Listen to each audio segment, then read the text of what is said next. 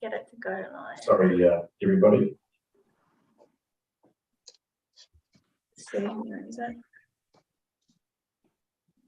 Phones off, please.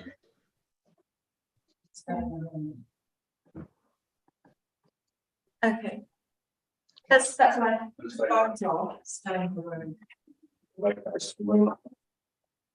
Good morning, everybody, and thanks very much for getting up all day to our first Finance Committee meeting.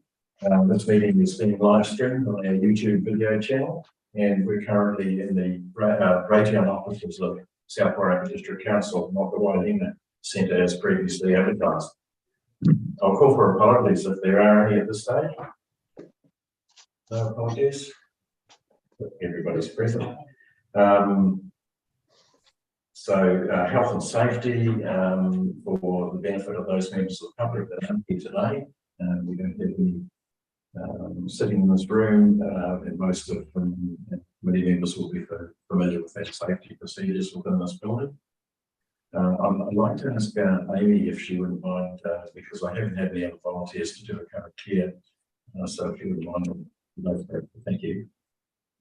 Kia hora te marino, kia whakapapa ko Ngāmea te moana, hei huarahi mā tātou I te rangi nei, aroha atu, aroha mai, tātou I a tātou kata. Sure, thanks Amy, much appreciated. Right, no apologies. Do we have anybody with conflicts of interest on items on the agenda today? No conflicts of interest. No public participation that we've been notified about. No actions from public petition. Extraordinary business. Do we have any items of extraordinary business? No, thank you.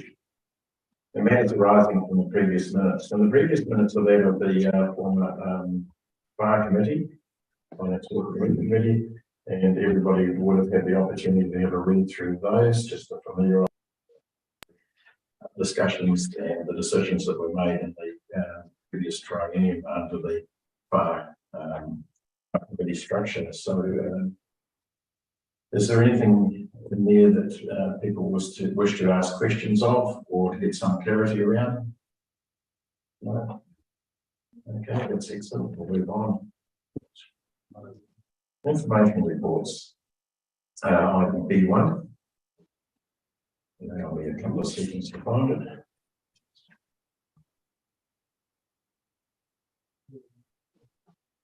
Oh.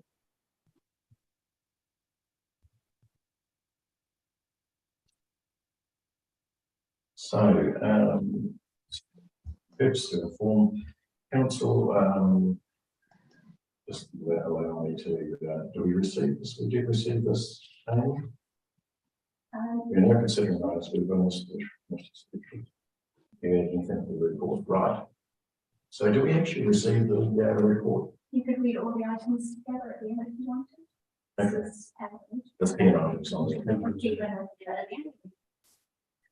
I think we'll receive the report as it states at the moment, and I'd like to move for that. Second, everybody? Yep. All in favour? All in favour? Yes. Great. Now I'll ask Ms. Ashford to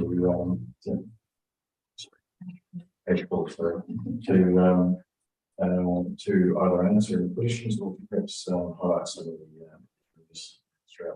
Thank you.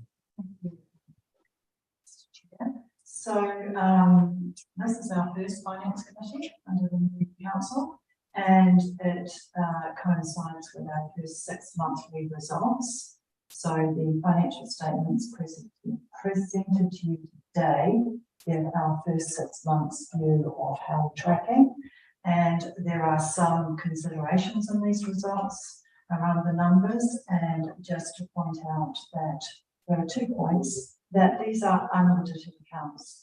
So there will be some impact on these numbers on the previous year, which will transfer into these results. And we are facing a lot of economic pressures around inflation, and there are a lot of cost pressures developing across the organisation. The financial results for last year, which have not yet been audited, the changes will not be material, but they will affect different areas of themselves. And that will be made quite clear when we.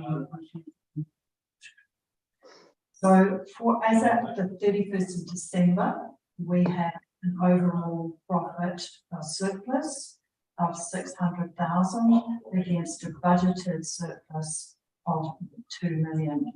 Now, part of that are what we call timing differences. So you can't look at it in isolation and say that's not a good result. There are things in the results that impact the movements between income and expenditure.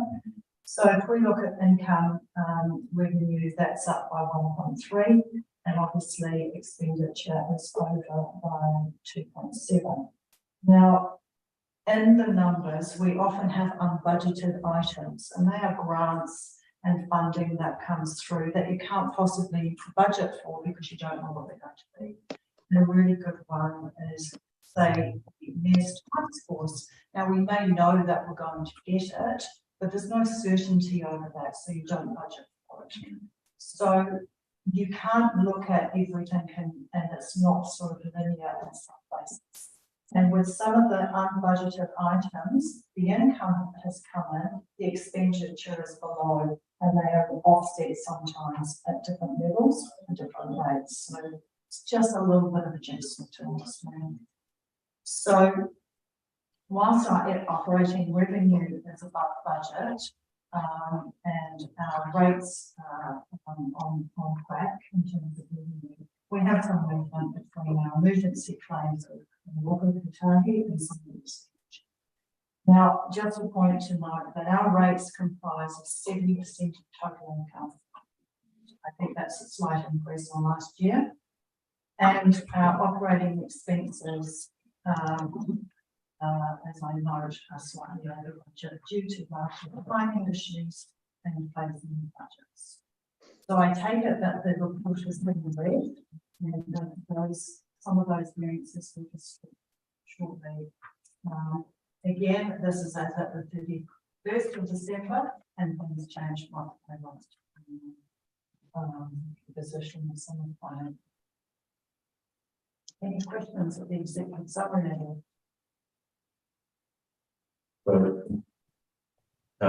There's just one there, and it's probably not for this committee. Provincial Growth Fund for the Taranaki Bridge. See, we have a.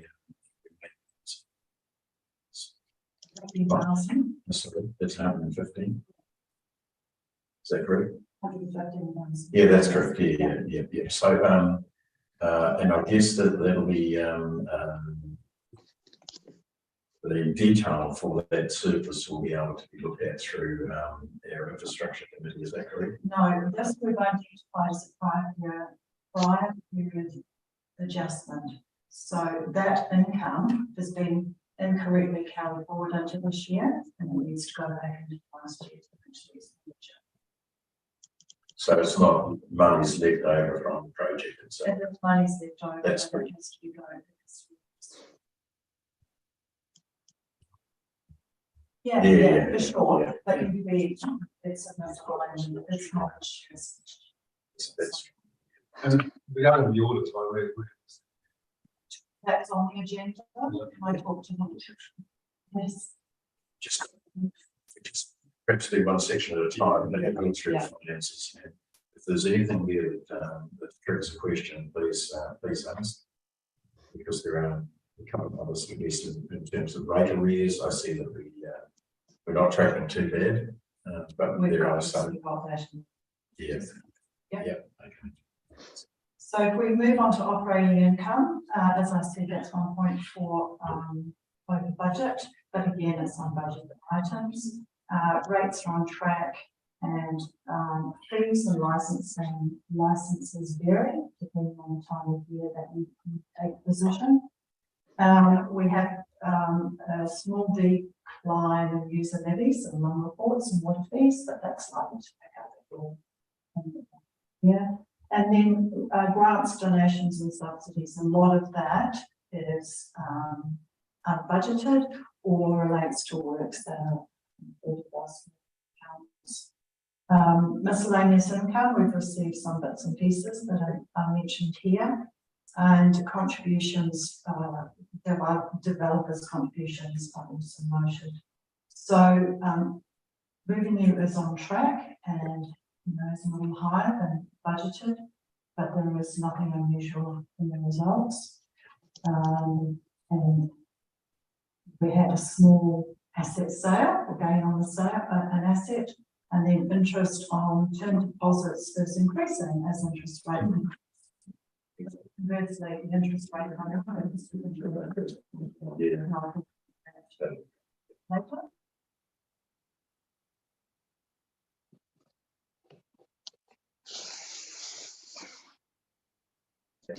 In terms of 11 million over budget, due to what we consider to be cost pressures and timing issues. So it's a little bit messy, untidy, and needs a bit of unpacking. But the first point to note is that in terms of the Wellington water, the three waters, is we found that normally in the budgets, that the budgets for the 6 months have not been loaded into the financial system. So that gives a really, that's over $1 million that shows us a convenience. So other things we're experiencing cost pressures around the IT and support system, which we've identified. We are seeing areas like community and amenities and other areas that are experiencing cost pressures due to inflation or increase in costs that were not previously budgeted. We've also seen. Can you give me an example? Yeah, so the city care, they've gone up. The other Is area. that an incremental adjustment on their contract, or so they're above their incremental adjustment? Yeah, and it's also in the budget process. And sort of, is that a conversation between you and the contractor? Or That's the budget manager. So that comes into the amenities area, the James present the annual plan budgets. Yep. That will be one of the items. The other area that we've had some cost pressures around, which has been an ongoing challenge, is the libraries. The libraries have been understaffed for some time, and recently with COVID and annual leave, that they have become severely under-resourced, and it has been, I understand, raised to council before.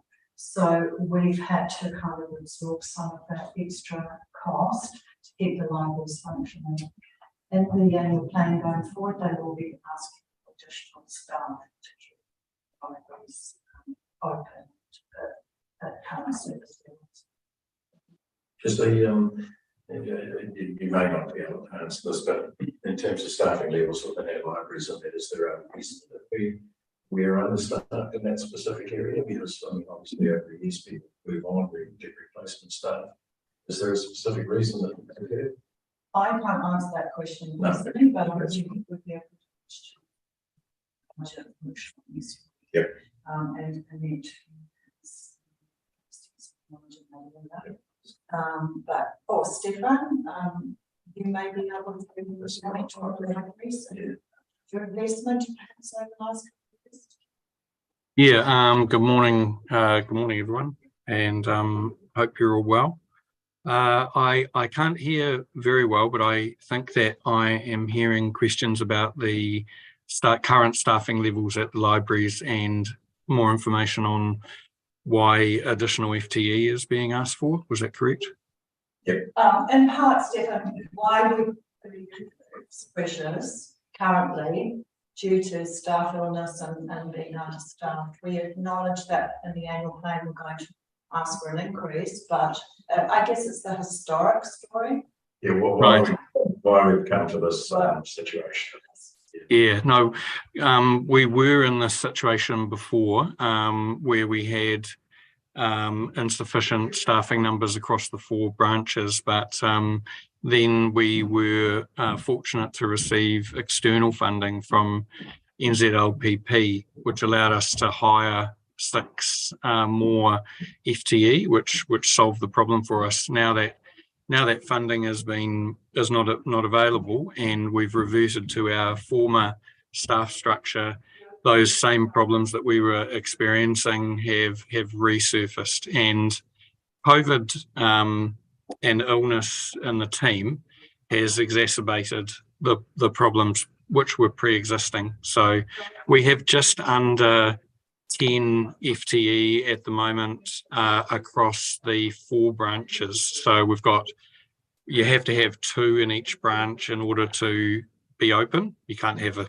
one person in the library, so you have to have a minimum of 2, which means 8, and then you've got 2 floating. So if you have, you'll see from that, if you have people on leave or ill or doing professional development, or you have a staff absence that like a recruitment process that you're having difficulty filling, very, very quickly you are in the position of not being able to keep your libraries open.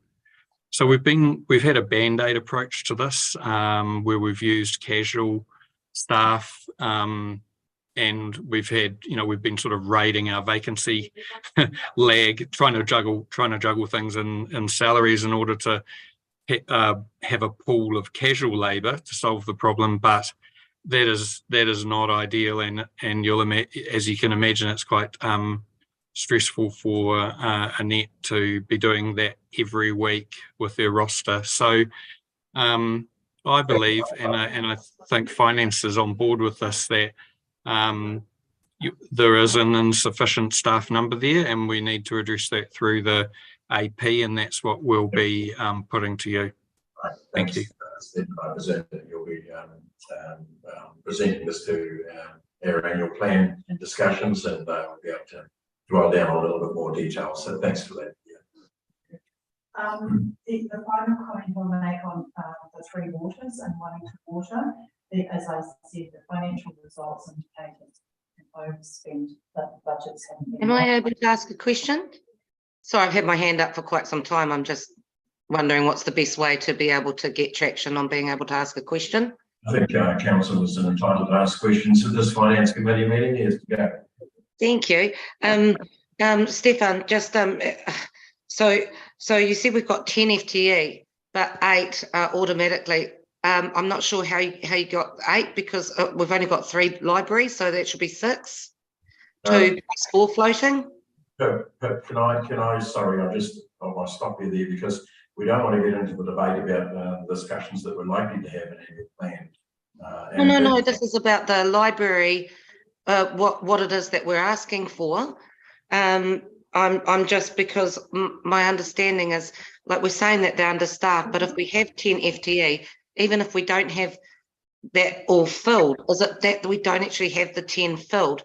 Because I thought that we actually had enough funding for 10 FTE, and that would be 2 per library plus 4 floating, not 2. So yep, it includes Carston, Pip, so it's across 4. Yeah. Thank you. So that was where I was just wanting that to be included, because Carterton's not the club wanted upper. So just being able to understand how that NZLPP actually worked, and that it was covering all of the libraries, including Carterton. That's right. And sorry, I should have been clearer. When I talk about libraries, I talk about our Wairarapa Library Service, which is the joint service operating with Carston. So that 10 FTE applies to the 4 points. Yeah. Okay. Thank you, Stefan. That's great. Thanks, but as I say, I don't want to preempt any discussion regarding annual plan. It's direct finance committee. Yeah, no, I understand, but just, I mean, obviously with finance, we're looking at staffing and how much we need to. So I thought it needed to be raised. Well done, thank you. Right. So Wellington Water are currently provide a monthly dashboard, which we monitor. They are currently on track at 50% of the spend and 50% of the budget. However, they are forecasting to go over that, and we are closely monitoring their reasons for going over forecast. If they over budget, if they do go over budget, we will have to bring it to council for approval for the additional funding. So they give us regular updates on where their spend is monthly. So they give us regular dashboards on OPEX and CAPEX, Yep. which we, that's Stefan, Robin, and Charlie, which often we go back to this. Right. We are constantly monitoring it, but I think historically Wellington Water have assumed that when they change the numbers, we will just keep funding it. So we're doing a change of financial control on that relationship. And looking on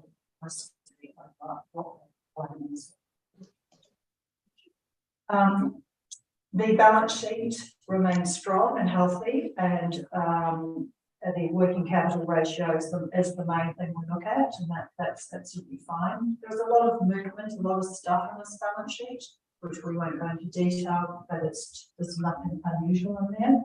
I will say that we've also changed slight accounting process, and that if we get grant funding in for something that we have not yet spent, we don't put the income into the P&L.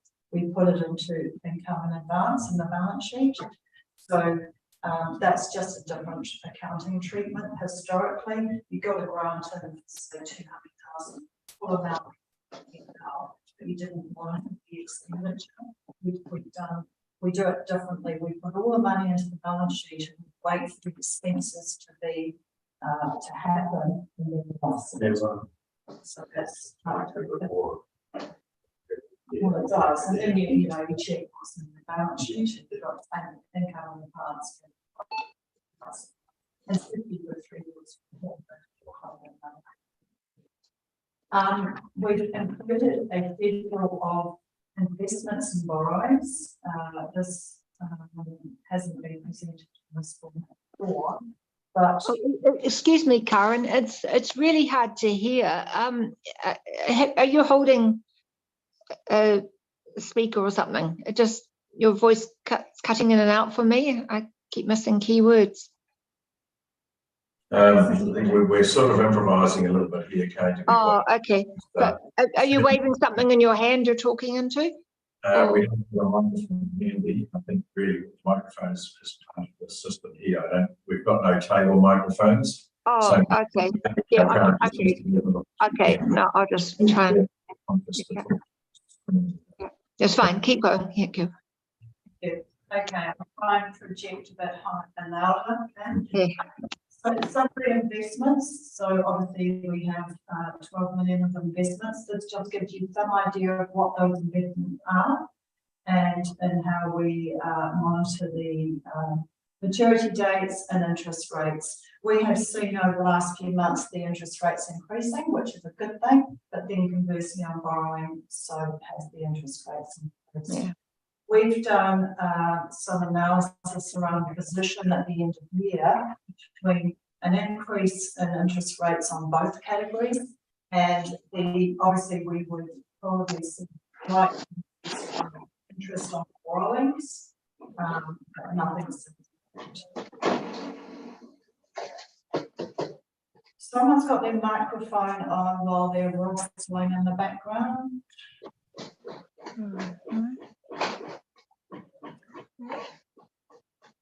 Was it a love Zoom meetings. I mean, they were. Yeah.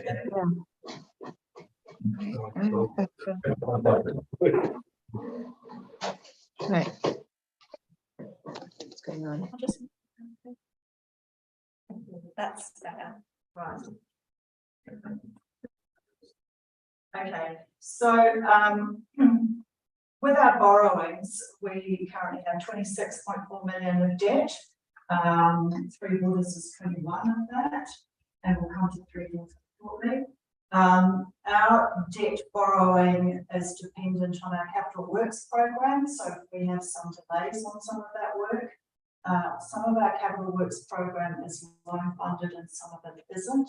So there is no risk financially towards the end of the year on our interest rates increasing on our debts significantly. So that's just a point to note. You will see that most of our debt is Three Waters related, 21 out of the 26. So it's a significant component, and we will come back to Three Waters. We've included a copy of the current reserves. So this is an interesting topic. We have reserves that are approved and they have a specific purpose to use. And appreciate after, I think, last week's discussion at council that some of the wording on the reserves need to be reviewed, but these reserves are used for specific purposes by council. Yeah. And it's on 7 and 8. If you use this number 19. Oh, I'm reading the text.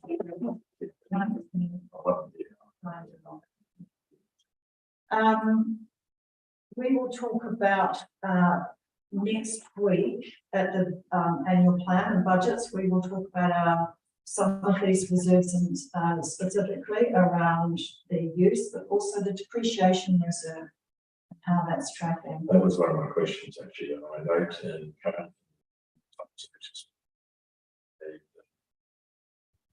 configured the depreciated through this exclude them from their budgeting. And have we looked along doing some lines or So that will come up next week. Discussions about plans and plans. What Huntington have a reserve depreciation, so that is more money in it than yeah. So, and again, it's complex because the depreciation reserve is quite. that's right? Yeah. We will go through that in the workshop. Cool. We've also included pages 21 to 23. These are current capital works projects. Again, we've shown the actual spend year to date, what we carried forward from previous annual plans, what the current year's new annual plan budget was that was approved, and then the total available on those projects.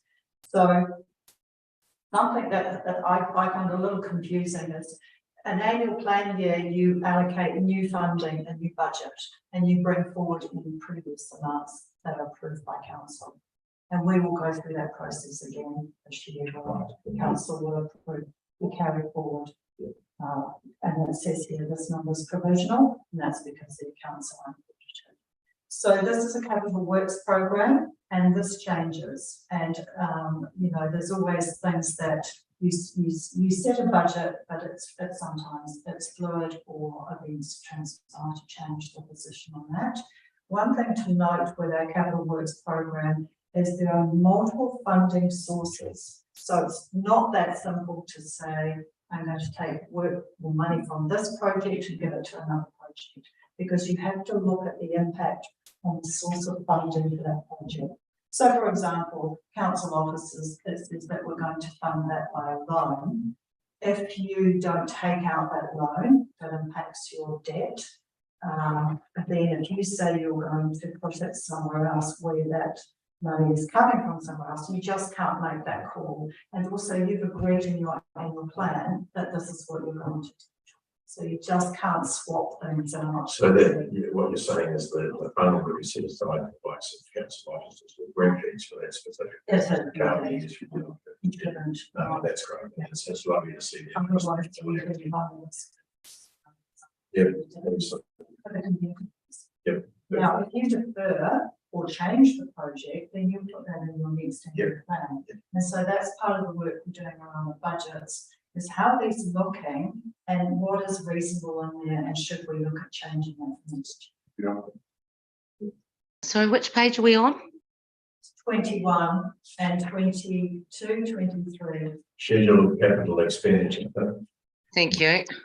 Sorry, so difficult to hear. Oh, right. Now, there are 3 categories to capital expenditure, and we'll talk about them again next week, is renewal, improvements, and growth. So always bear in mind around capital which one of those that we are referring to, because the funding comes from different areas. So again, we'll talk about the depreciation reserve next week. There's the impact on that reserve and what goes in it.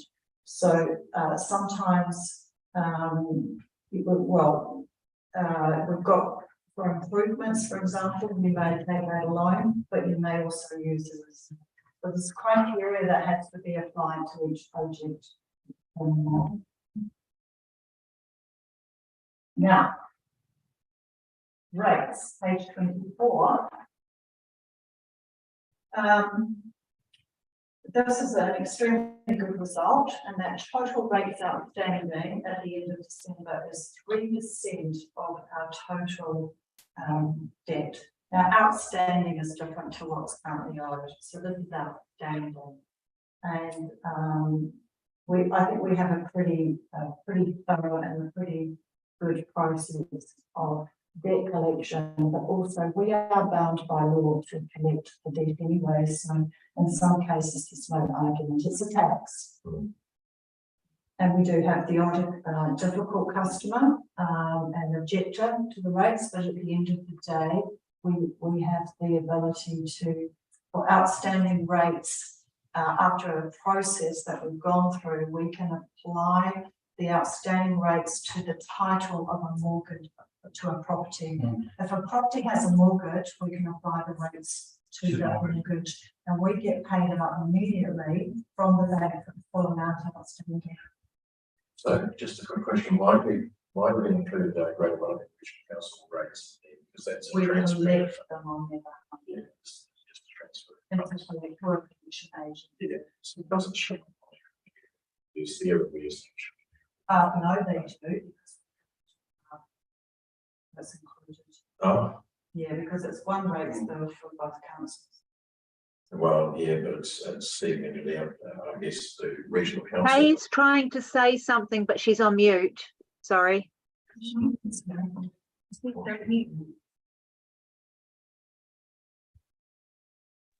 Hi, I'm unmuted. Yeah, sorry. Okay, Karen, I was just going to ask, have we ever done that?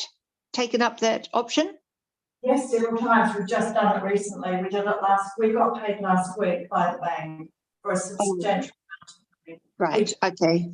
It's frequently used, but not by many. We don't. Yeah. Yeah. You say we do frequently use it, or we don't frequently use it? We do. We have a We do. yeah. So the problem is, if there's no mortgage on the property, you can't add it to the title and to the mortgage. All right, okay. Thank you. We do. It's very effective.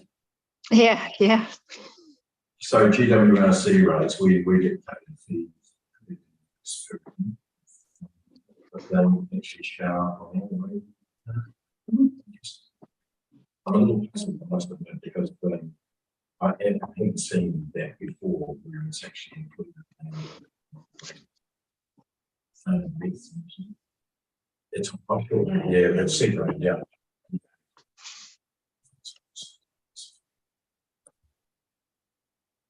But it would still show us rating arrears on. Yeah. We did good on it. It won't impact our balance sheet. No,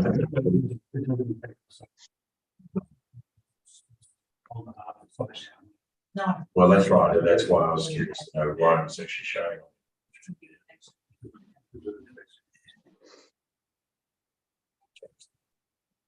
The challenge will be.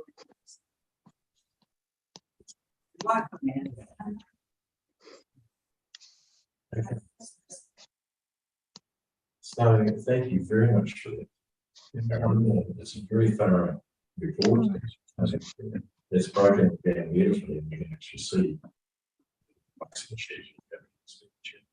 very easy. Are there any other questions before we move to the next agenda?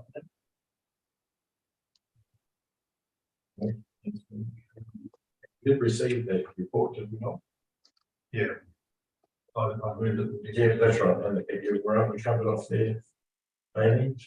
It's better if I get my process correct and make the back over the knuckles, getting it all wrong.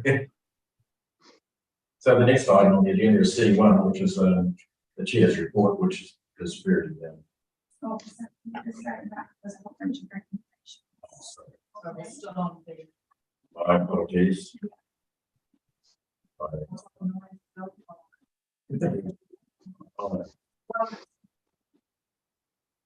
go.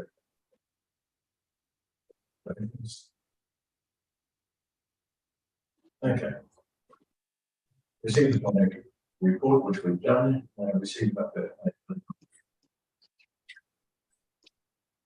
process. Right, so as we all know, that the statutory deadline in which is normally 4 months after balance date, was this October 16th December, 2 years. We've reached that statutory requirement because Audit New Zealand could not deliver and form an audit time.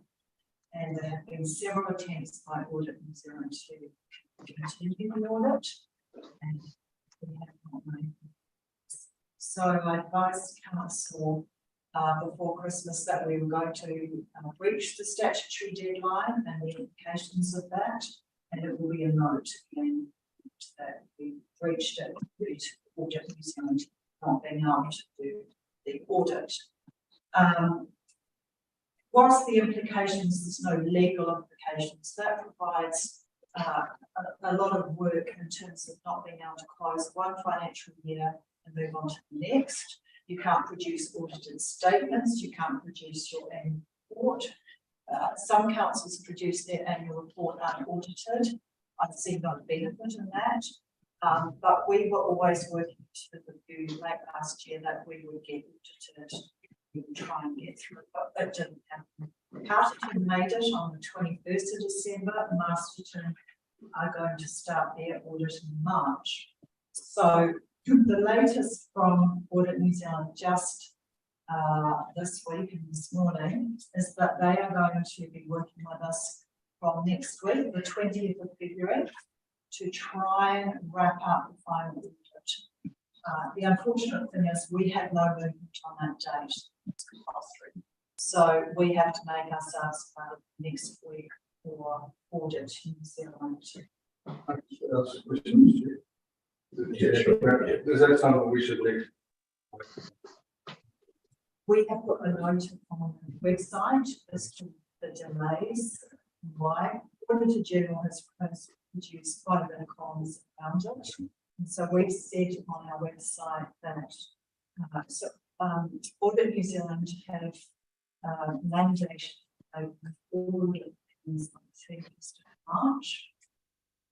And therefore we've indicated that we will have to have this meeting in April to adopt the annual report. There's a risk of we started the final. And not to mention we have to republish the annual report. So not only do we have to adopt it, then we publish it.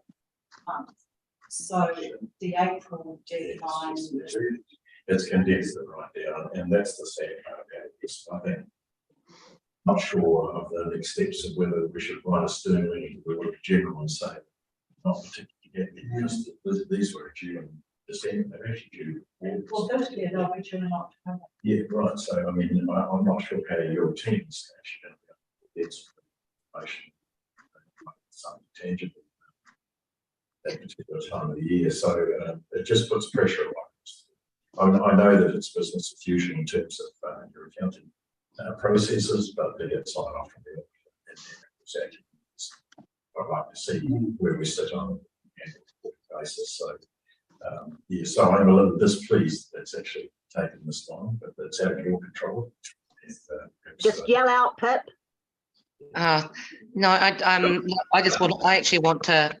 I want to completely back exactly what Councillor Olds is saying. We understand that this is not through any fault of your own. I would also like to see a letter being written, a stern letter through to the auditor, to the auditor, because as far as, you know, working in any type of business, you have illness, you have things that come up, and you have contingency plans. To me, something like this, which is just a part of what they do, and it's their BAU to get these things done, to have this kind of lag right now, which puts you in such a hard position, Karen, but not just you, your whole team, and the South Wairarapa District officers, basically, at large, because we can't do anything until we get that report and it's signed off by the council to be able to move forward for the following year. It makes it very difficult, and it's easy to say that we can carry on doing things our way, but if it comes back with any glitches, it has to all be redone. That's right, you're so right. The frustrating thing is, for example, Audit New Zealand said this morning, we have to make ourselves available for next week only. Now, I wrote back and said, well, actually, I've got a little bit of other work that we're trying to complete. That's not negotiable. So, and they, I mean, we need the audit to be completed. So to move the conversation on, can I suggest that the city with Harry and Karen is that we express our concerns in writing to the Auditor General. And I understand that COVID is an issue, but COVID's been an issue since 2020.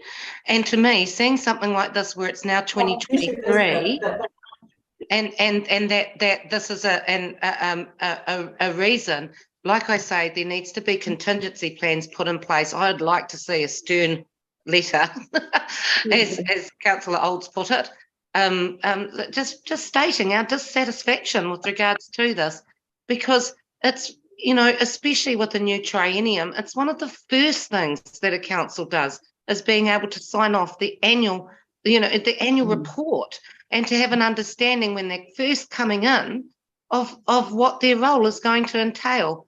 And in that respect, you know, for councillors of the South Wairarapa District Council, this has actually put them on the back foot as well, and us, I should say, not them. But yeah, that's my feeling on it. Sorry. Harry, would you like to respond? Yeah, so certainly we can write a letter, and very happy to do so. It's very frustrating for all of us. But just to clarify, we on the website we've put the reasoning, but also included the letter from the Auditor General to all councils explaining their reasoning for why they are unable to complete the audits in the time frame.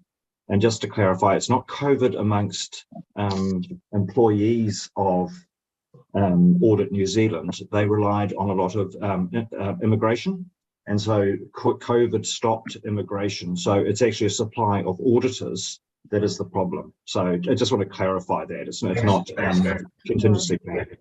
Just make a comment. Yeah. Yes, but I agree with Pat. But can you hear me? Yeah, just excuse me. I'm just talking to Harry at the moment. I'm just. Oh, sorry. Yeah. Come back to you in a second. Put your hand up if you wish to speak, and I'll ask you to. I tried that before; it didn't work, but I'll try again. Yeah. Harry, as I was saying, the letter from the Auditor General is a fairly generic one across all the segments of council. I think something a little bit more related to South Wairarapa in particular, and I'd expect to reply. Yeah, I agree. As I said, we're very happy to write a very angry letter and do just that. I was just explaining that the explanation from the Auditor General is actually on our website, just a clarification. Excellent. Thanks. Councillor Macaulay, by all means. Thank you. Yes, I was wanting to agree with Pip, because I mean, how forgiving would they be if we hadn't delivered what we were meant to do? I mean, we could have excuses of immigrants and goodness knows what too, but you know, for them not to supply, you know, what they're doing, which is an overall sort of security audit control for New Zealand, is just unforgivable. They should solve it. Yeah. Yes. Thank you. Yes, announced that the audit office said that they will be back on track this year to maintain their normal audit schedule. So if that was the case, then we should have an interim audit in April, and then we would have final in July, and you you currently have to adopt your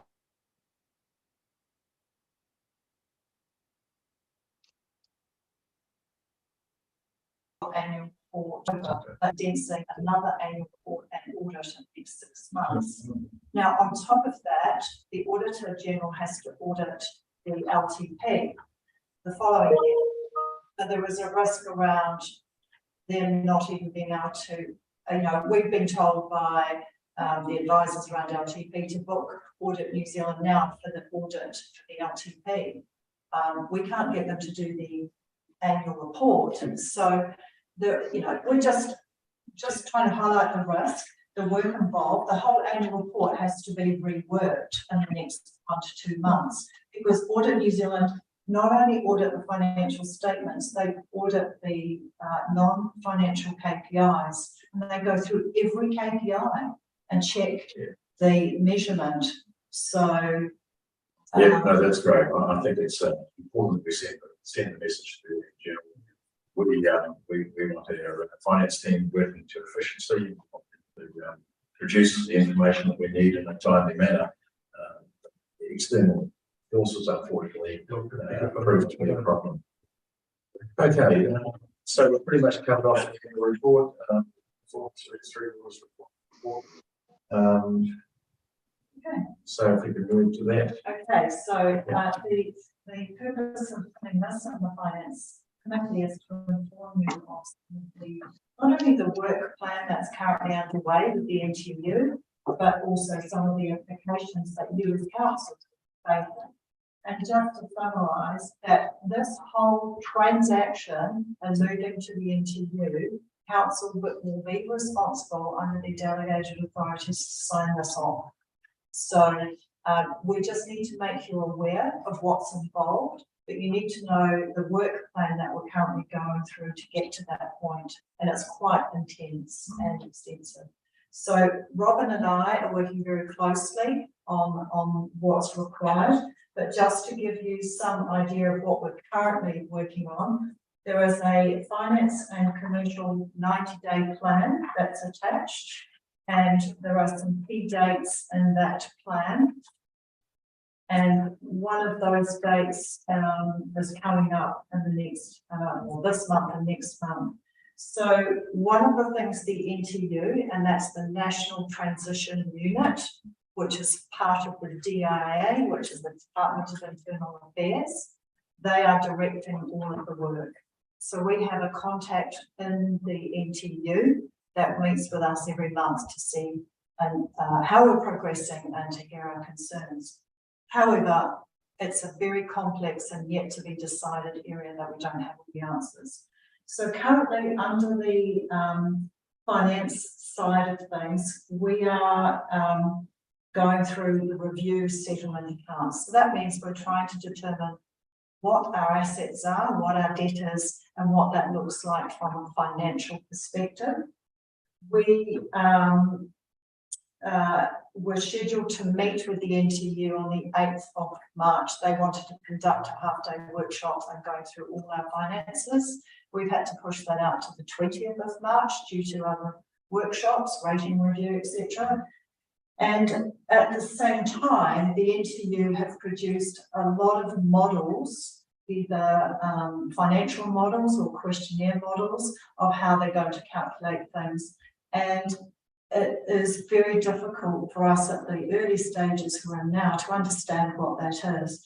So I'm part of a regional CFO group with all regional councils, and Tororua and Wellington City Council have engaged a consultancy for Morrison Lowe, and Morrison Lowe are going to interrogate the financial modelling that the DIA and PwC have put together, and they're going to assess its accuracy and provide us as including us, some feedback on all the modelling that will be required and how they're going to do things, for example, like debt validation. So by that I mean, just because we're showing in our books we have 21 million of debt for Three Waters, they may choose to adopt a methodology that would not see the full transfer of that debt. but we don't know that. We don't know so much. So I just have to bring to you as a committee what is going on and the risks around this whole reform, but also the amount of work that we have to do to get to this point on the 30th of June 2024. So can I just make a couple of comments, because we've got a transition to here. Robin's giving us a little bit of information from time as the new legislation becomes enacted through Parliament and the process there. And I'm just wondering through Stephen, through your team, whether or not it would be beneficial to update councillors on a reasonably regular basis on as we progress towards the 1st of July 2024, and certainly in terms of your knowledge of and understanding what the impact is likely to be on our finances over that. Pam? And I was just wondering, is there any cost? You said that there's the report being done and being collated, and that they'll be giving information to the South Wairarapa District Council as well. Is the SWDC expected to put any funding towards this report? So we received 350,000 of transitional funding to help us with this program. And so we monitor our costs against that program. Now, all the Wellington regional councils, when they engaged Morrison Lowe for this piece of work, they agreed that our share of about 30,000 would be 2,000. So I negotiated a good deal that we could borrow off the back of the bigger councils the results of this in-depth analysis. So we currently have enough transition funding to do this work. The challenge is that it's impacting our BAU because of the volume of work. So the report's only going to cost 2,000. One part of it, only this bit. So there's other work we have to do. So when we had a meeting with the NTU last week, all councils, regional councils, had expressed their views that the amount of work that they were expecting us to do was very difficult to manage and to balance, and particularly for a small council. And so the NTU said to me, well, what can we do? And I said, give me more money so I can hire more people to do the work. That's not going to happen. But I think part of the NTU see that all finance departments are the same, and that we can be doing the same amount of work. And that's become quite clear we can't. So I'm now riding a little bit off the back of the regional councils to inform me how they're doing certain things. And when this offer came up to contribute $2,000 off the Better Off funding, we took that opportunity. We don't have the manpower to interrogate everything that's coming across our desks to make sure that we get the right result. Yeah, no, that's great. Thank you very much, Karen. I just wanted to confirm that, because I guess any funding is, we just need to know if there's any where the expenditure is going. So yeah, and I guess too, Johnston, that if we utilise all of that funding, the NTU funding, then we will have to put our hand up to council, but also to the NTU and say we can't do any more work because we don't have time. So there's lots of I think we need to keep abreast of it. Our finance committee need to keep abreast of it. But I think likewise.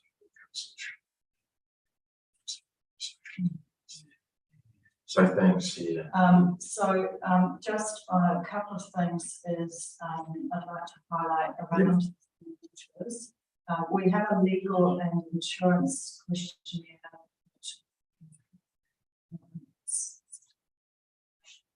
There's a lot of information.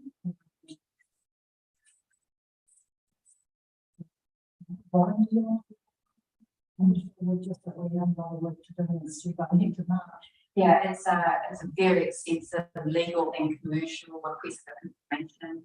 They're looking for all the information about all assets, and assets include land, infrastructure, contracts, agreements. It's a very broad ambit for what assets are that we're reporting back to the NTU, and that's required by the 31st of March.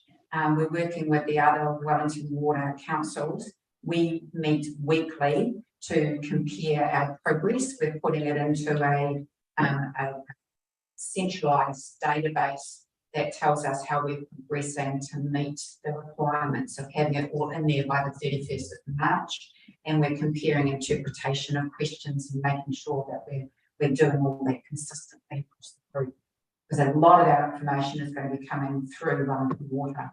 And then before it's submitted, we go through a process of saying, do we think this is accurate, this information at the moment? But they're very expensive. It's very expensive. We may have to bring it to council and normally something significant because we can't wait for the next finance committee. Yeah, so one of my concerns, and just running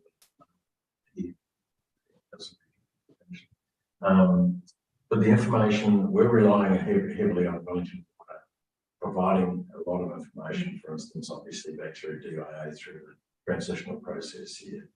And how much of oversight have we got on there? The likes of yourself, Robin, and Stephen and his team. I mean, do we have any say in that matter, or are we relying solely and wholly on Wellington Water?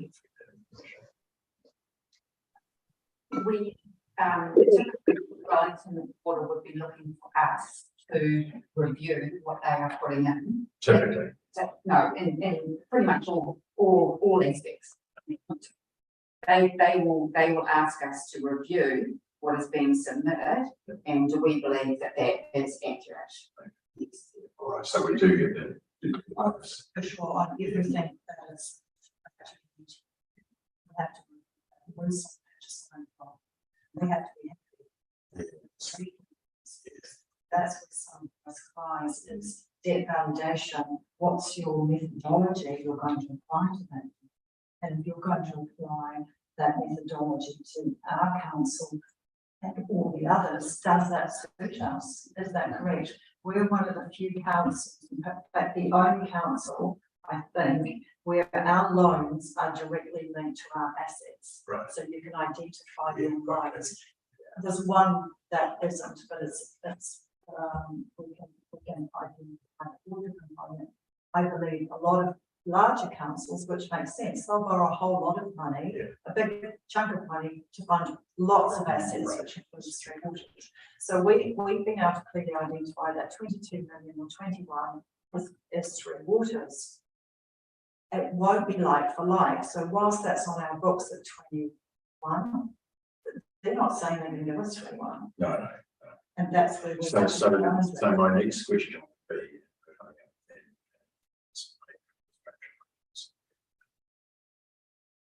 capital expenditure, borrow projects, and I guess from a council laws position, we would need some assurance that if we were to fund these through loan funding, that loan funding is going to transfer to the new entity.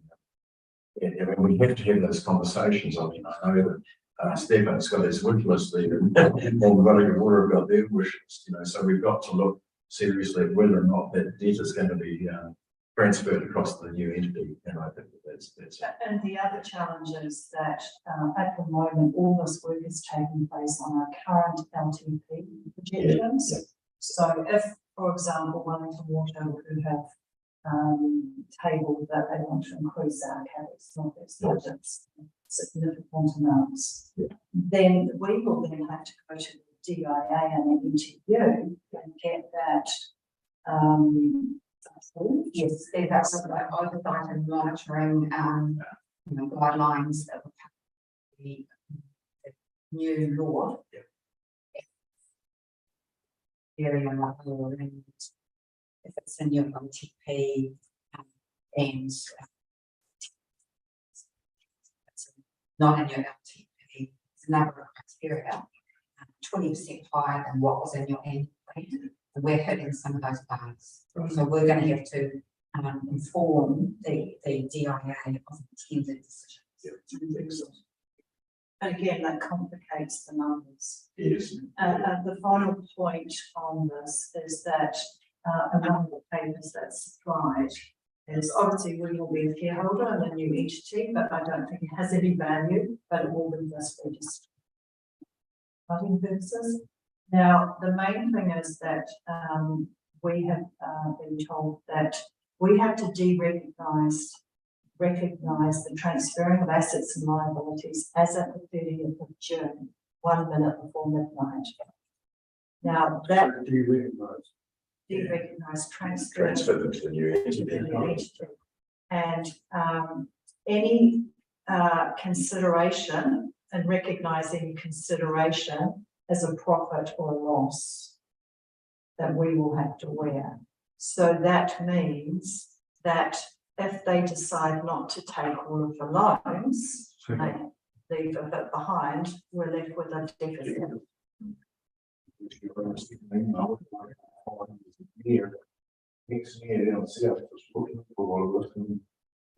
So like a loan on nothing? Is that what, so like a, like we left with the loan, but without what we purchased for? It's what? We're still students in the deal that we don't have the asset. I think it's a little bit early to have those conversations at this stage, but we need to be alert. The other challenge is that the value of the assets that when they are transferred will be valued differently to the way we currently value them on our books. That's yet to be determined. So the net difference between your assets, your liabilities, what you get could be a profit or it could be a loss to shareholders.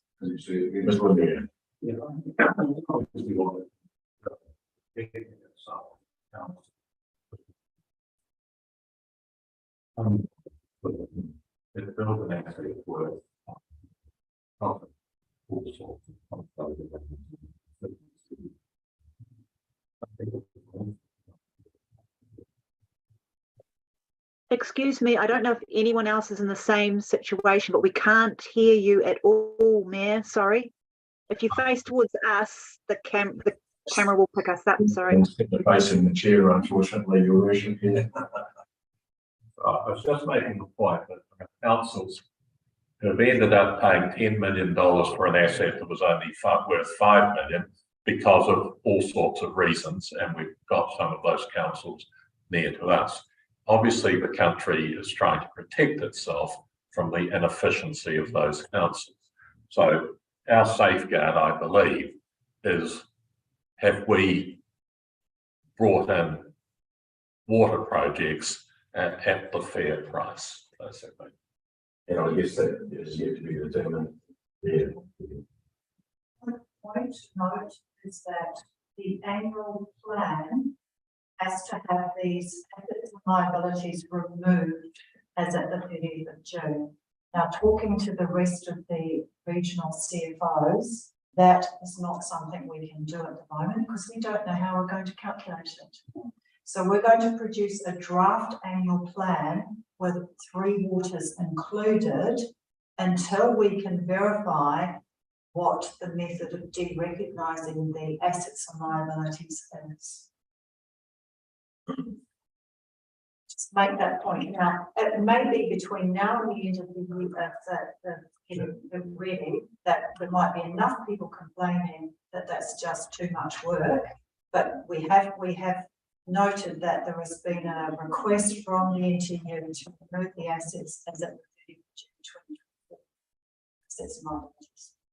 So to amend the annual plan. Now, most of us thought we wouldn't have to touch the annual plan for next year because it doesn't take into and they're saying it doesn't affect 1 minute to midnight on the 30th of June. Yeah, I was just going to ask if you could perhaps give us a bit of an update on where we sit in terms of. Yeah, there's one thing I just wanted to mention. Yeah. We, with the other Wellington Water Limited Council Transition Managers and our project manager, we are holding a risk workshop on the 1st of March to create a Wellington Water Limited Council's base risk register. So all the stuff that's emerging, there's a format of a risk register, and we're going to put that information in that I can then bring to the officers and Karen's team and provide it to the audit and risk process. So we can put our own risk on top of what we all understand as a group, the risks are as they are emerging. And again, we might have to bring that to council because the next for insurance is not till. Yeah, we sort of, yeah, no, I'm just thinking, but yes, yeah.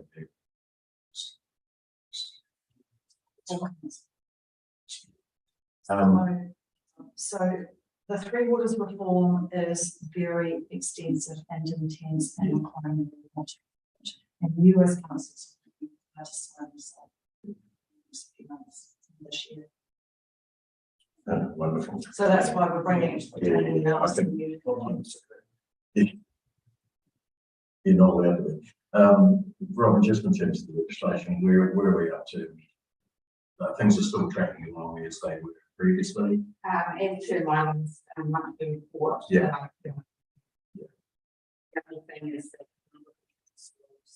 if they have received an extension, submission on the new legislation by the Committee of February.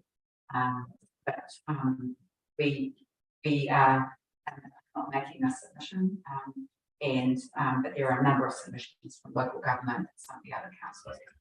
That's moving along. We haven't heard anything else about that. No, this was change of leader, for instance. The only thing I can tell you is that we have heard that the nominations for the Working Committee on Constitution, there seems to have been a real slowdown on that.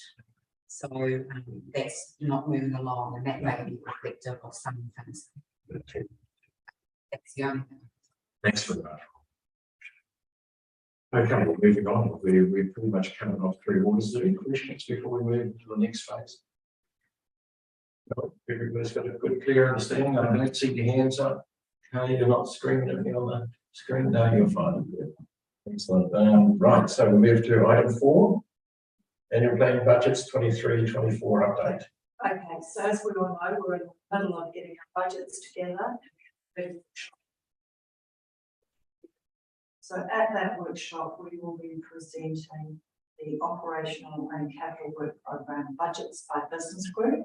That gives you a chance to understand them and to view them at a high level, but also that the budget manager is responsible, and you can then get a clear understanding of the service levels that we provide and what we want, why we need to increase the annual plan in some areas, and what that impact is likely to be on the rates increase.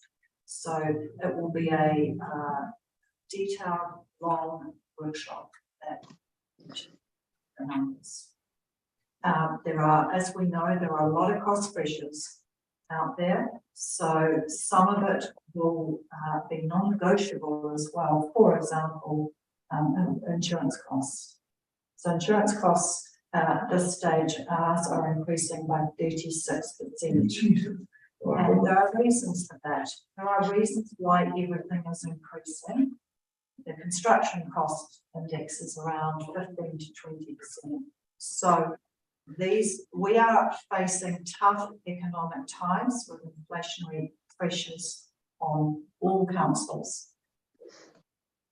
So I don't want to talk too much more about the area. No, because we do.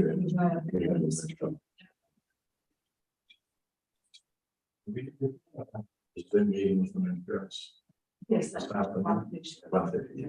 So insurance broker, do I have the insurance Nathan? I'm not sure. I do. Right, you're very good. Okay, item 5, receive an update of the rating review process, sustainable revenue financing policy. Yep, lovely. So as we all know, we're going through the rating review process, and we're currently putting together a project plan and communications engagement plan, just to try and put some more context around why we're doing it. We, just to highlight, we're doing a first principles review. So in other words, we're going back to basics, and we're considering all background information as if no funding decisions have been previously made or existed. So it's a really thorough pulling apart the whole rating review process. Now, these processes normally take around 18 months, and you would run them in conjunction with your LTP review, and you would implement it as part of your new LTP. So There is a timetable here, which we've all seen before. The next workshop is on the 8th of March, and we will be doing some more modelling around some of those numbers. But it's just to highlight that this is quite a complex process and requires some thinking and decision making at some point. But it's good, I think, for us all to understand the whole process and the impacts of some of those decisions. So I just wanted to make the point that we're doing a first principles review, which is a thorough unpicking of everything. So this would be some years since we've actually got down on scale of detail. When I went back to what previous reviews, I think historically, and Amanda can correct me more, is that historically we haven't done a full ratio review. We perceived to have reviewed the rates during and nothing's changed. So there is a perception that we've done a review, but we continued on. That's not a review. Yes. Are there, are there, from the last one would have been 6 years ago, more or less, are there artifacts that remain from it? And by an artifact, I mean reports, council minutes. There shouldn't be, because they were no. The answer is yes, and we do have all the documentation that relates to the previous decision making around the rating review, the benefits analysis. So that is available if people want to see that. Yeah, okay. Thanks, Aaron. Yeah. Any other questions on the rating review? Thank you. Everyone get everything? Good. Any other questions? Because we have a workshop coming up. Next week, next week? Right. Okay. Item 6, repeat the update on long-term planning project. Yeah, so that's another big project that is underway with council and with staff. So we're in the process of forming a project team and looking at what is required. This is about an 18-month project as well. There is a lot of work involved in doing a new LTP. And so local government's advice is that this will be the biggest challenge to all local councils in their career, because it means you have to really look at everything, and it's been such a changing landscape since the last time we did the LTP. So with all the reforms and challenges and changes in local government, this will be quite a lot of review and potential changes, not to mention through interest being in or out. And at the same time, the rating review process working alongside it. So just to sort of go back, at the moment, you've got your annual plan, you've got your rating review process, you've got the long-term plan. All of these will require consultation at some point, and we have to separate that consultation process for each of those points. Otherwise, you will confuse the community about what it is we're trying to consult on. And we will go through each one of those areas in terms of consultation and increase that workshops. Amanda, is there anything you'd like to add to LTP? I just think that point about consultation is really critical, because so we've got annual plan consultation, rating review. At some point, we've got the representation review. We've got some legal deadlines that we need to meet with that have consultation in them. And then we've got our bylaw and policy review program as well, that most of which will require consultation. So there's a lot of engagement and consultation coming up over the next 12 to 18 months that we really want to be clear with our communities what the key messages are, how they can participate, and where those important points are, because it could be quite confusing. And we could have the communities experience what's described as engagement fatigue. Yes, so where they like, you've already asked us a whole lot of questions, we've already told you 500 times. So the collation, storage, and analysis of the information that we have will be really, really critical, so that we don't overly burden the community. So how many of these could we run in conjunction with one another? Amanda, is there absolutely, yep. we've absolutely got some approaches that we would like to use to do exactly that, so that we can bundle things up that make logical sense. Yep, great, that's wonderful, thank you. And so just around the LGP, I just put a bit of a framework around who is responsible for, and I guess ultimately council long-term plan rating review, but we need a bit of a framework around them all to make sure we don't understand the process. Excellent. Anybody have any questions around the annual plan project? No? Okay, so we'll move on to item 7, receive update from Waka Kotahi. So Waka Kotahi do a 3-year audit. This time it was 4 years because they hadn't done last one. So they audit financial reporting in terms of making sure we put in our requests and account for the money correctly. They review our procurement process and they look at our emergency and funding requests. So quite a thorough audit. Ironically, they came in and did it within 3 days, which is fabulous. 4 years and 3 days. Audit New Zealand could learn. Yes, they could do. So then they do the audit, then they have a meeting with us to discuss their findings, and then they put it in a final report, which they have since done. There is nothing material or significant in their audit or their report. There are some minor things that we can improve in finance in terms of how we record a couple of things, but they were very complimentary to the officers and in terms of the relationship with Waka Kotahi and how we work with them. They were very impressed with the financial reporting and finance team. And also, but in particular, Tim and his team. So it was really good to note that there was an extremely healthy and strong relationship between council and Waka. Do full council see a copy of that report? Yes, so I remember mentioning here that report comes to full council to review and provide comment on the findings. Yep. And then after council have reviewed it, it goes back. So that's the next step with Tim and Stefan. One thing they complimented us on was that our financial system mirrored theirs, and most councils haven't done that. So I think that was why we were so successful. So very good. Yep. Okay, any questions on that? No? Right, so let's move on. Item 8, receive the updated insurance renewal strategy report. Right. At 1:30, our insurance broker is from Marsh and McLennan will come and do this annual presentation to council. It's a very specialised area that I could not brief you on, but it's important that you get the appropriate briefing.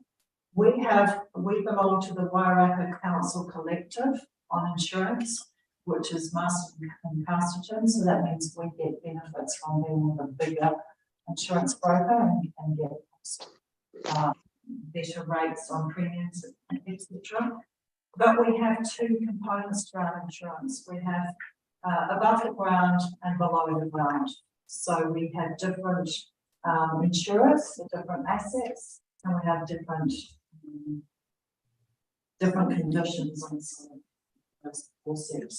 So I'm not going to go into too much detail other than to say we are insured across a lot of different areas. You can't insure your roads, you all know that, and you can't get into cyber insurance. And so the market is changing, and of course with the recent events, it's not going to help. So as I mentioned, our premiums are going up 36% next year due to market conditions, and also our assets were revalued.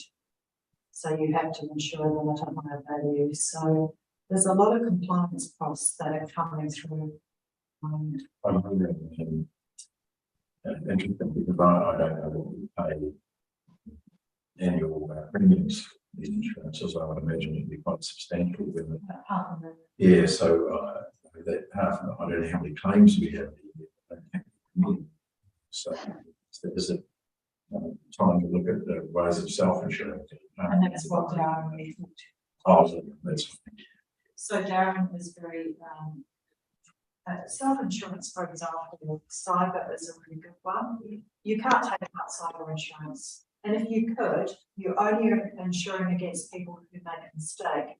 You have a responsibility to have your network protected, to do all the right things anyway. So your insurance just covers people from making mistakes. So there's no, you've got to self-insure your own network. So what's the point of taking? And also he will talk to you about, I think he likes to talk about the example about approving insuring assets that if you lost them, why would you insure it to replace it? Maybe you don't want to replace it. yeah, It might be, I'm not saying this is the right example, but it might be a public toilet. So he will go through some of that with you today. It's pretty knowledgeable. We recently had a insurance strategy group meeting with all councils in the area. And for example, Masterton and Carlton forestry insurance. So, and you can ask them anything in your every day. So we're $5 million a year. That includes our 3 water assets, we should no longer have to insure. What percentage Is that of what industrial waters?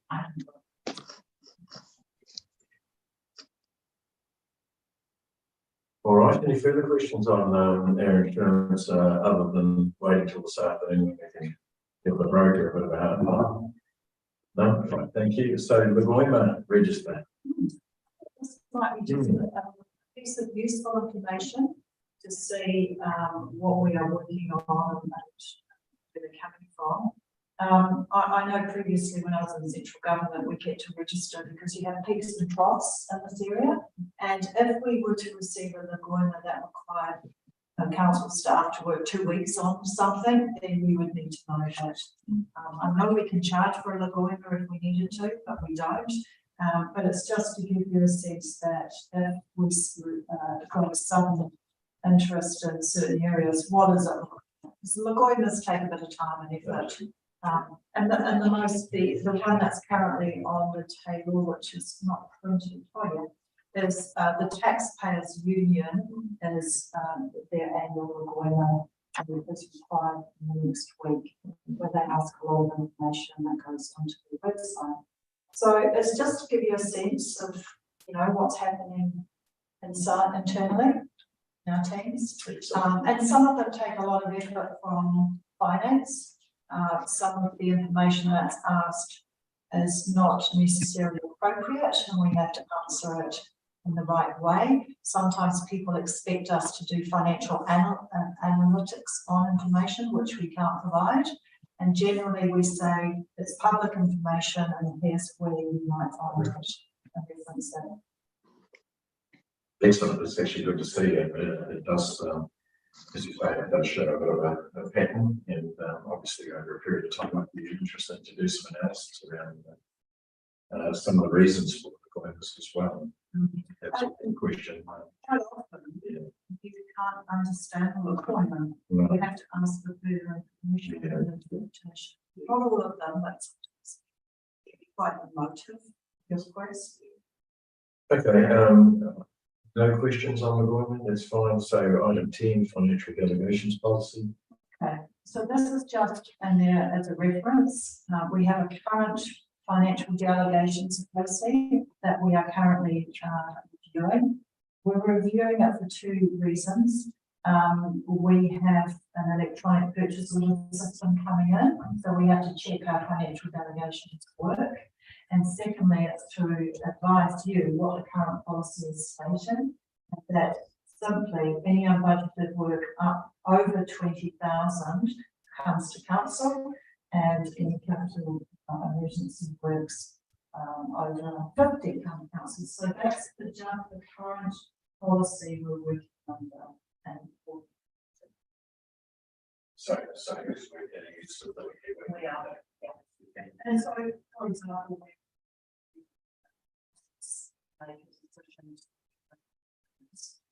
if delegated authority, we have to be informed. Yes. Now, I'm planning to read it this financial year and trying to audit the end of the year. And we wouldn't do it very often, you wouldn't do it every year, this hasn't been updated for quite a few years. So I haven't Excellent. Right. Well done. Thank you very much. That completes the results. Thank you, Karen. Well done. And we'll move on to the chair's report, which really says nothing. But it says it very well. But it says it very well. Absolutely right, Your Worship. No questions of me because there really isn't any detail on them at all. So we need to move on to second if we're not listed, I'll move it. In fact, all in favour? Against? Yes. Thank you very much. Item D, public excluded, item 11. So we will, we need somebody to move, that we move into public excluded, please. Seconded. Yeah. Your Worship, all in favour? Thanks very much. So, maybe I'd like you to switch off the line and that'll be